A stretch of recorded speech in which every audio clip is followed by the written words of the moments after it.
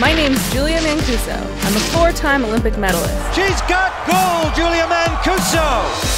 Now, for the first time ever, I'm coming to the Winter Games as a spectator. From the mountains of Pyeongchang to the city of Seoul.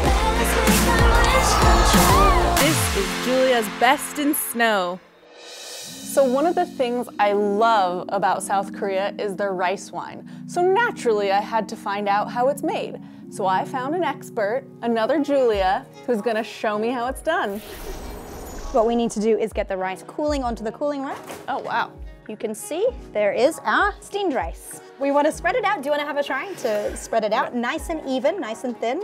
Wow, it's really sticky. And you want to make sure you're not breaking the grains. So just gently spreading it around. So now here comes the fun part where you're going to get your hands dirty. We're going to put all of this rice into the bowl, mix our water and mix our noodle together. It is a fermented wheat cake, and that is how we get brewing. The molded enzymes in the noodle will change the grain to sugar, and then the yeast in here changes the sugar to alcohol. Okay, now you want to mix it all up together. Get a nice even mix of all of the rice and the water and the noodle.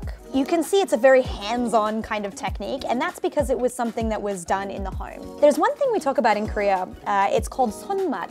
Son means hand and mat means flavor. And it's because everything we ferment, everything that you make in Korea, you're actually using your body, you're using your hands as opposed to a glove or a spoon or something else. And the concept is that you have your own microbiome on your hand. Individual to you and me, we are different. So even though we could make exactly the same brew right here, right now, after fermentation, they're going to taste different because you have contributed what your sonmat, what your hand flavor is, you've contributed that to your brew. Doesn't this look amazing? Yes. This will take roughly about 2 to 3 weeks for fermentation. So we do already have one that we prepared earlier, and I'm gonna take you through how to filter it and, of course, taste it. So why don't we head off? First of all, we're gonna take the lid off, and I want you to have a little bit of a smell. Yeah, it was just, Ooh! Ooh! smells like, wait, it smells fruity almost. It is fruity, and actually that comes from the noodle. Careful with the splashes. Okay, we're gonna lift it up a little bit, and you can see here that sound like rain. This is all your hard-earned alcohol coming out of your mash. Do you wanna have a try? Just to get all the juice, You wanna get all the extra juice out. Wow, it smells so good. It's quite sweet and fruity and floral. So how's that looking? Depends on how much you want to squeeze out of it. Well, it depends Get on it all. how much alcohol you want to have left over.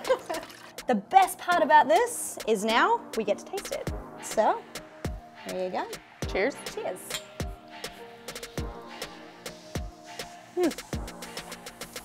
Wow, it's good. It's very sweet. It is so fruity. It's amazing. It's got a very melon kind of flavor to it. Yeah. When you make your own alcohol, you can be quite confusing as to what the ABV really is. So you can be like, oh, it's super sweet, this is super delicious. And after 5 cups, you'll be reminded that it's very, very strong. So after 1 cup, be careful what we do next. Be careful what we do next. Cheers to what we'll do next.